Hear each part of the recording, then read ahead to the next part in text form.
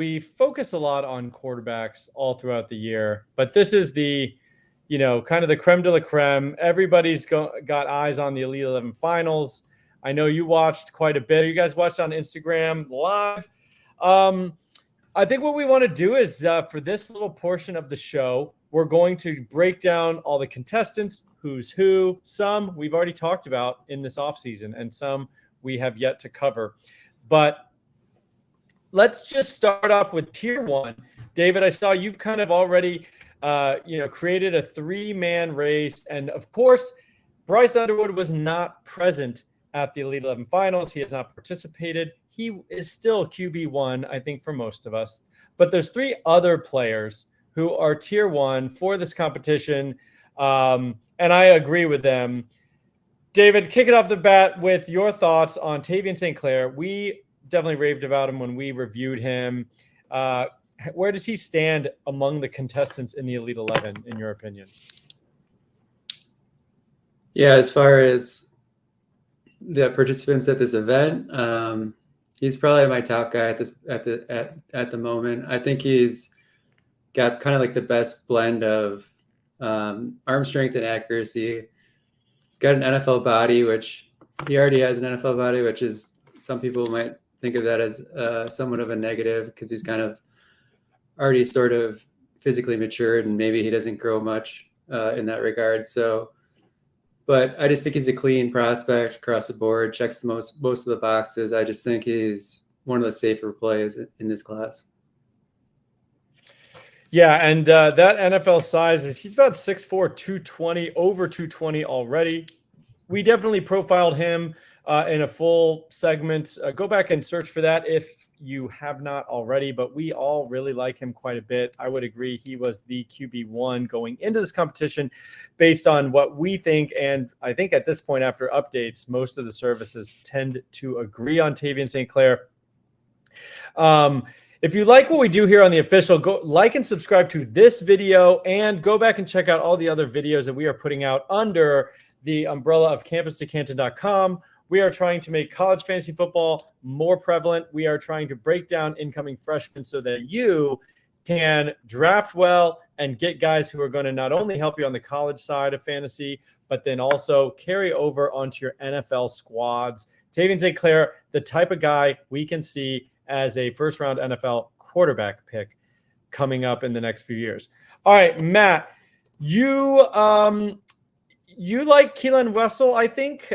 We have not talked about him yet, but what did you think? It seemed like he was a guy coming in who's been ascending so far, and we have not covered him because he was ranked lower when he was committed to SMU. Now, what do you think about this Bama commit, and where does he stand on the guys who are on the field of play?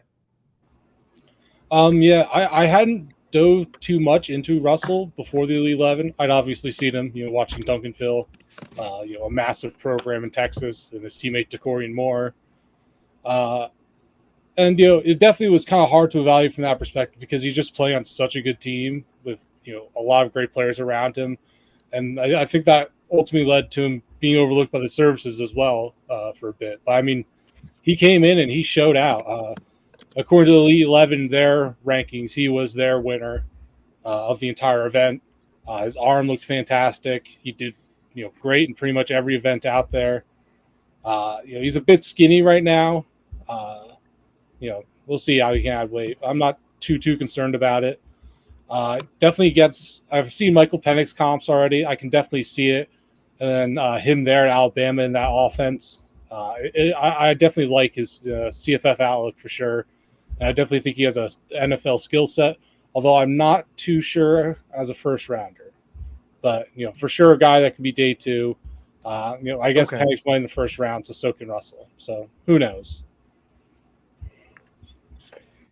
Yeah, and he is skinny right now. Granted, he's got plenty of time, but he's 6'3", but like 180-ish, 185 max. I mean, that's kind of Jaden Daniels, who just went very high in the NFL draft. But he is skinny, and so he's probably going to need to add some to that frame. And I will save a little bit more on his background and everything when we give him the full treatment with a video later in the summer. He'll be coming up shortly after this week, where we're covering Elite 11 finals, but we're going to break him down coming up. And then the other guy in the tier 1, I would agree. Prepared here by David, but I 100% agree. Houston Longstreet, I really like him. He is kind of my QB2 at the or QB3 at the moment in the class.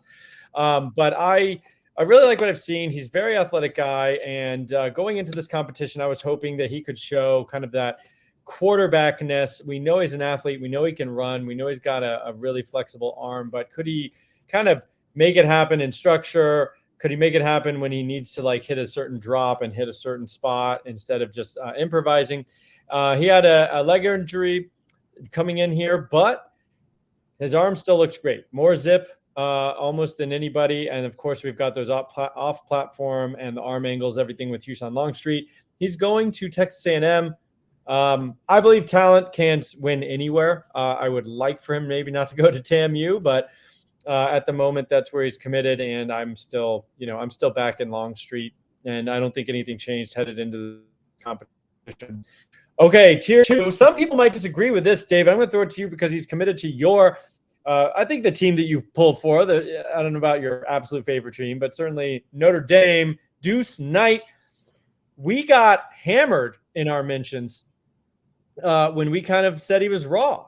And since then, there's been a lot of hype headed into this competition. What were you thinking you wanted to see from Knight headed into the Elite 11 finals?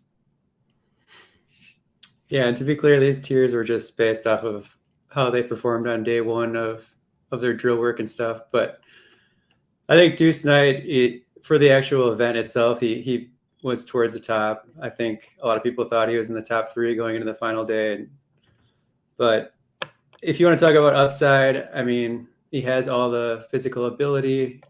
He even just went to another camp, I think, yesterday.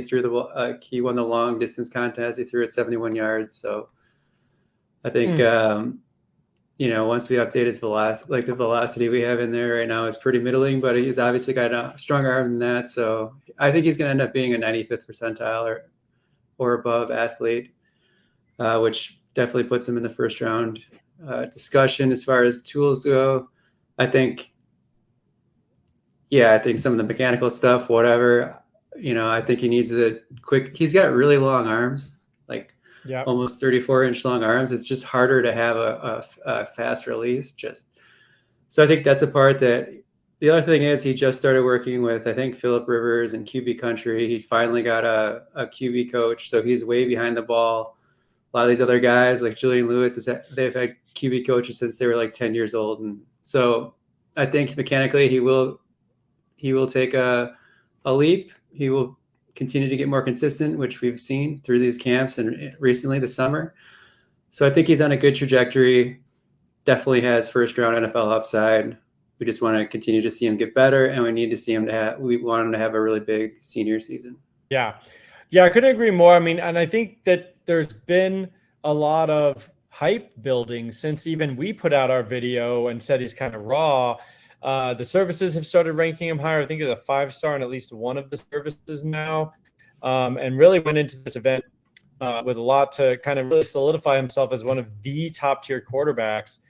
And then we've got Matt Zollers, another fan favorite. I mean, our Matt Zollers video got tons of views. I was like, Matt Zollers? Why? But he is going to Missouri. He looks very, I would say, solid. A 4-sport athlete, the legendary golfer, which we love to see. And Matt, did you think going into this he needed to prove anything in terms of like flashiness? Because I feel like he is just really solid all around. What were you looking for headed into this competition with the best of the best out there? I kind of wanted to see him just work well through the fundamentals. I mean, he's kind of a erratic player on the field, pretty much always rolling out, throwing deep bombs. I just kind of wanted to see him do the simple things. And he did sometimes, but I think he had a pretty inconsistent week overall. His pro day scoring didn't go very well. He did do well in the accuracy challenge, which was good to see. But I just don't know if he's that consistent of a player currently. I don't think he's somebody probably ready to play year one, which I doubt he would be expected to anyway. But definitely has some work to do still. But he definitely did prove he has those physical tools, and he can make some really big splash plays. but just not, consistent enough to, take home a big ranking at the end of the Elite 11. Okay, you're a little disappointed in what Zoller showed. All right, interesting, because I know he's definitely a fan favorite out there. Julian Lewis is a guy who you loved after his freshman year. I mean, he was so good, thinking that we can really build on this. And then as a sophomore, I think he he transferred up in class. So basically sophomore, really his junior year kind of effectively. He just more of the same, didn't seem to show necessarily development. And then it kind of turns out he's like a smaller guy. His arm strength isn't that great, not a runner. And so to me, he has kind of slid down my rankings. I think he's a great type of player in this context. I think he showed a lot of that, which we can discuss on the back end of this show, but kind of just not a traits guy. Just a solid player. I think he'll be good in college. I just don't know if that ultimate NFL upside is really there outside of, I kind of comp these types of guys to like a Drew Brees. I mean, if you can get in an offense where you're going to throw it 50, 60 times a game and be incredibly hyper accurate, that's great. That's a very rare needle to thread, in my opinion. So we'll see what happens with him, but he showed what we thought he was going to show, I think.